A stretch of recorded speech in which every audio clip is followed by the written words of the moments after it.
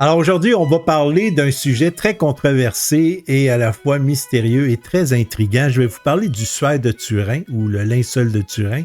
Appelez-le comme vous voulez, les deux veulent dire la même chose. Pourquoi je vous parle de ça? Ben parce que cette semaine, je suis tombé sur quelque chose d'assez extraordinaire. Mais avant d'en arriver là, je veux qu'on discute du linceul de Turin parce que, croyez-le ou non, il y a des gens qui ne savent pas ce que c'est. Alors, le linceul de Turin, c'est un bout de tissu en lin qui fait 4,4 mètres par 1,1 mètre, qui est exposé à l'église Saint-Jean-Baptiste de Turin en Italie. Et sur ce bout de tissu, on y perçoit le corps d'un homme qui a été blessé. Et les blessures correspondent parfaitement à celles qui ont été faites à Jésus-Christ lors de sa crucifixion. On y perçoit même sa tête et on voit même des blessures d'une couronne d'épines. Enfin bref, l'histoire raconte que ça, c'est le bout de tissu qui aurait recouvert Jésus-Christ après sa crucifixion. Mais évidemment, il y a des gens qui ont demandé d'analyser le linceul pour rendre ça crédible parce qu'il y a des sceptiques quand même.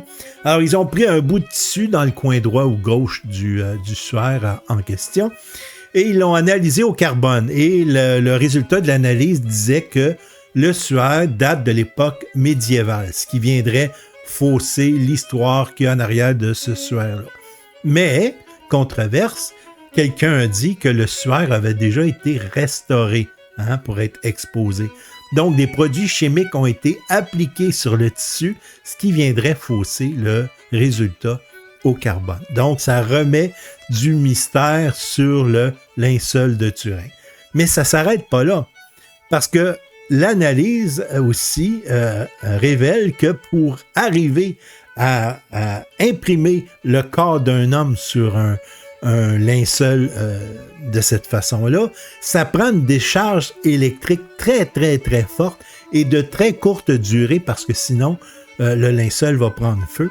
Donc, à cette époque-là, il n'y avait pas de technologie là, pour faire ça. Puis, on n'en a même pas aujourd'hui pour le faire. Donc, le mystère est encore là. Là où je m'en vais avec ça, c'est que, évidemment, on est encore en train de faire des recherches sur le sujet. Et avec l'intelligence artificielle, on a réussi à démystifier le visage de Jésus-Christ qu'il y a sur le linceul de Turin.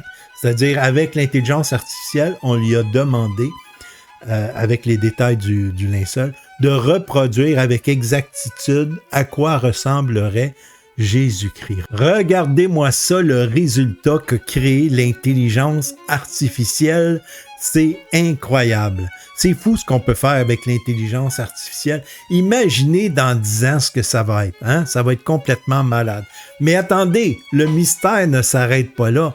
Lors de ma petite enquête sur le linceul de Turin, je suis tombé sur une anecdote. L'anecdote, c'est l'anecdote de Sœur Faustine. Sœur Faustine, apparemment, voyait des apparitions de Jésus-Christ et on lui a cru à son histoire et on lui a demandé de reproduire avec exactitude ce qu'elle a vu, à quoi ressemble Jésus-Christ. Alors, Sœur Faustine a embauché un peintre de grande renommée, un peintre polonais, et il avait le mandat de reproduire avec exactitude ce que Sœur Faustine lui donnait comme détail. Ben, imaginez-vous donc que sa peinture, si on la superpose sur le suaire de Turin, ben, les détails correspondent parfaitement au suaire de Turin. Les yeux, le nez, la bouche, tout est à la bonne place. Même les dimensions du visage, tout est pareil. C'est incroyable. Ce qui vient encore rajouter du mystère sur l'histoire du suaire de Turin. Hey, j'espère que mon histoire vous a plu. Sur ce, je vous souhaite une excellente journée. Bye tout le monde.